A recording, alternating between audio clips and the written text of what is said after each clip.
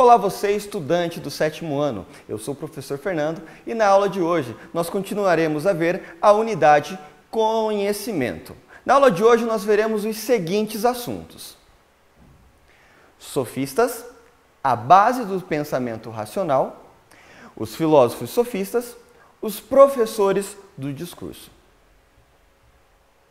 Ok, então vem comigo aqui. Lá na sua apostila, no início desse capítulo, a gente tem ali um título, Os Sofistas. E tem duas provocações ali que a apostila está fazendo para você. E eu vou lê-la para você para a gente começar essa aula da melhor maneira possível.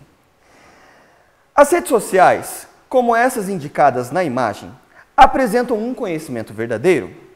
Seus usuários estão preocupados em expor a verdade sobre os fatos ou os seus sentidos? E a filosofia? Ela deve estar a serviço do convencimento, sem se preocupar com a verdade? Será que é possível conhecer e comunicar a verdade? Ok? Para a gente entender essa aula, eu preciso retomar alguns conhecimentos com você. Lembra lá quando você começou a aprender sobre filosofia, que era amor à sabedoria, que a filosofia ela surge quando a gente necessita de explicações racionais para explicar aquilo que antes era explicado pela mitologia ou por lendas, certo? Então, eu preciso que você coloque tudo isso na sua cabeça e venha aqui comigo. Por quê? Nesse capítulo aqui, a gente vai aprender as bases do pensamento racional. A filosofia, ela tem uma preocupação muito grande.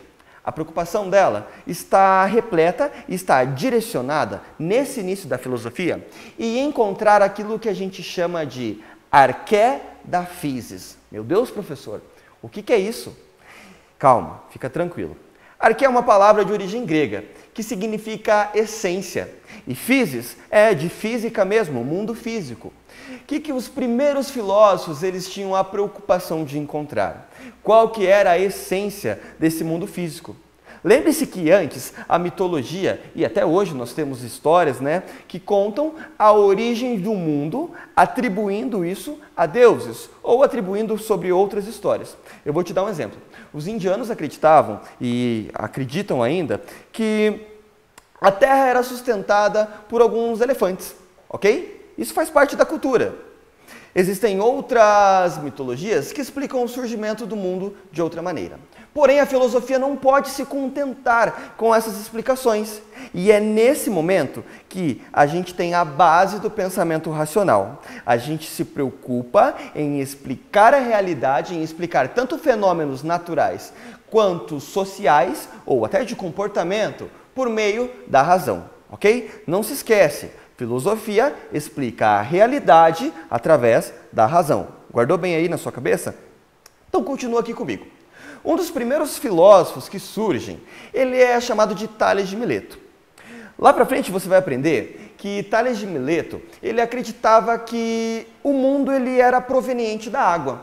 Ele chegou nessa observação porque ele começou a reparar que tudo necessitava de água para ter vida. Ou seja, lembra-se que hoje, talvez você acordou, você pegou um copo de água para tomar porque você estava com sede. Se isso não aconteceu pela manhã, provavelmente em algum momento do seu dia você teve sede. Ou seja, logicamente você sabe que nós seres humanos necessitamos da água para viver. Tales de Mileto observou e viu que a água era tão importante para a agricultura, para a vida humana, que ele atribuiu que tudo, ou seja, que a arqué era a água da physis do nosso mundo. Tales também, ele foi muito importante porque, de maneira racional, ele desenvolveu um teorema que você aprende lá em matemática, que é o Teorema de Tales. Esse teorema ele criou para que as pessoas tivessem uma facilidade maior, para calcular as proporções, isso, momento soletrando, as proporções das coisas. Ou seja, através desse cálculo é possível saber a medida das coisas. Se eu sei a medida delas, fica mais fácil para eu construir coisas. E olha só como a filosofia está ligada com o desenvolvimento humano. Através do Teorema de Tales, a arquitetura passou a utilizar lá esse teorema para construir grandes prédios, grandes monumentos, que inclusive nós teremos muito na Grécia Antiga. Ok? Como você já sabe, A filosofia, ela surge lá na Grécia Antiga. Então é muito importante a gente entender esses conceitos gregos para poder compreender esse início da filosofia. Se você acompanhar aí na sua apostila ou no seu livro digital, na página 407, nós vamos ver que existe no em tempo ali dois termos bem importantes para você saber. Antes disso, eu preciso só te falar o seguinte. A filosofia, ela é dividida, filosofia grega, em filosofia pré-socrática e a filosofia em si após Sócrates. Lá para frente eu vou te explicar quem que foi Sócrates. Mas até lá, vem comigo aqui. Esses filósofos pré-socráticos, eles tinham a intenção e a principal preocupação em explicar a realidade. Por isso que na sua apostila ali, a gente determina e denomina esses filósofos pré-socráticos em dois grupos. Olha lá comigo no Em Tempo, da página 407. Isso mesmo, você sempre precisa nessas aulas estar com sua apostila ou com o seu livro digital na mão, ok? Na página 407, no Em Tempo, a gente vê ali a denominação de monistas ou pluralistas. Pega a sua caneta marca-texto ou utiliza aí o recurso do livro digital de grifar e grifa que é bem importante isso. A primeira classificação, ou seja, os monistas, designava o grupo de filósofos defensores de que o elemento primordial encontrava-se na natureza e era único. Lembra lá? Tales de Mileto, que achava que tudo era proveniente da água. Será que Tales de Mileto era pluralista ou era monista? Eu vou te dar um segundo para você pensar. Você pode até pausar esse vídeo, ó. Ok? Já pensou? Ok. Tales de Mileto, ele era um monista, porque ele acreditava que um único elemento da natureza originou todos os outros, ok? Porém, a segunda classificação, que são os pluralistas, designava o grupo de pensadores que defendia ser mais de um elemento primordial, mas concordavam que esse elemento também era natural e não estava no campo da espiritualidade. Você grifou isso daí? É bem importante porque provavelmente você encontre alguma atividade, e olha a deixa aqui do professor, em que você tem que responder esses dois conceitos aqui. Como te expliquei, os filósofos da natureza eles se distanciam do pensamento mitológico. Então agora é totalmente necessário ter explicações racionais para esses fenômenos naturais e até para o surgimento, né, da vida. Agora, eu quero que você avance lá para o seu tópico, os filósofos sofistas, porque eu estou falando dos pré-socráticos. E agora tem um tópico falando sobre os filósofos sofistas. Quem será que eram esses sofistas? Os sofistas, eles eram filósofos que ensinavam às pessoas retórica e política. É bem importante você lembrar que a filosofia, ela surge lá na Grécia Antiga, e a Grécia Antiga ela era organizada por aquilo que a gente chama de polis, que significa cidades-estados. Na Grécia, se você pegar um mapinha lá, em geografia, você vai ver que existem várias ilhas, existem várias regiões que são distantes. Isso porque a Grécia não era politicamente um território unificado, porém culturalmente era. E esse laço linguístico da língua deles falarem a mesma língua, deles terem a mesma religião, acabava unindo esses povos. Eu quero te atentar para uma região lá da Grécia Antiga, que é Atenas, que foi também um dos berços da filosofia. Atenas, por muito tempo, viveu um sistema democrático. Tá? Mas é um pouquinho diferente da democracia que nós temos hoje. Apenas algumas pessoas, alguns grupos sociais participavam da eleição dos seus representantes políticos.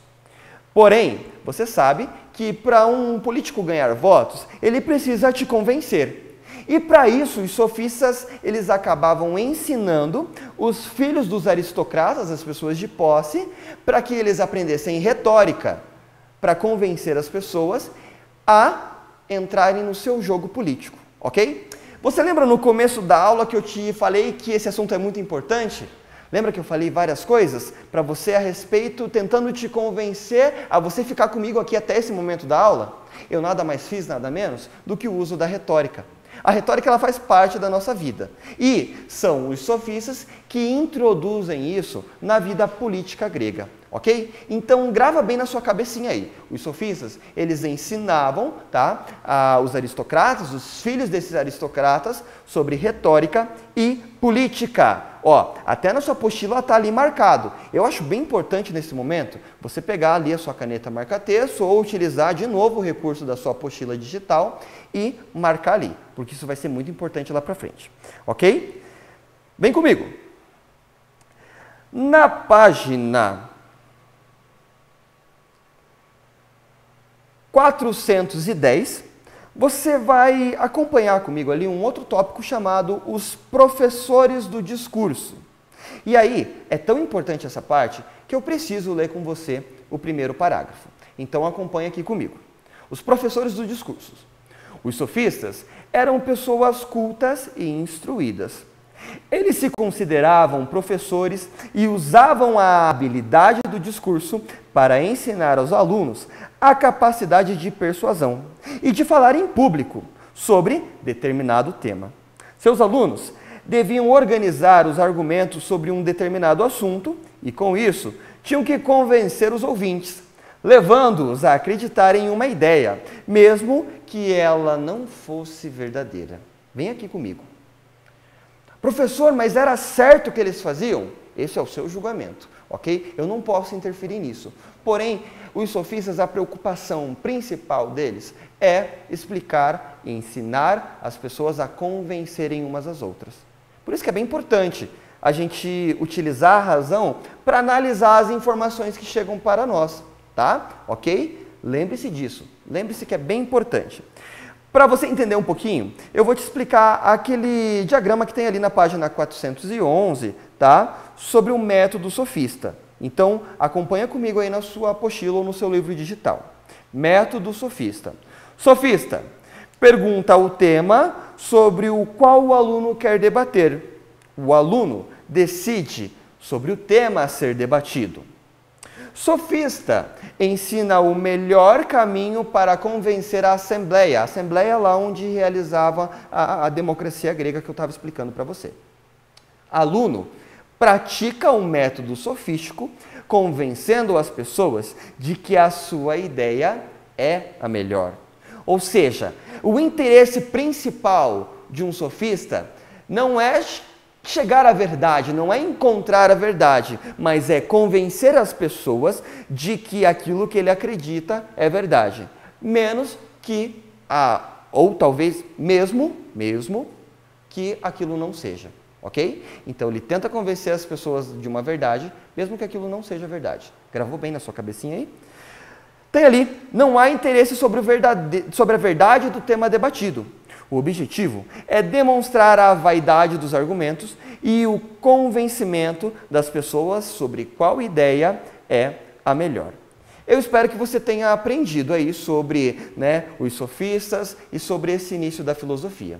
Agora, para a gente encerrar essa aula aqui, eu vou passar algumas atividades para você, tá? Na sua apostila, na página 409, eu vou voltar aqui, na página 409, nós temos ali uma atividade.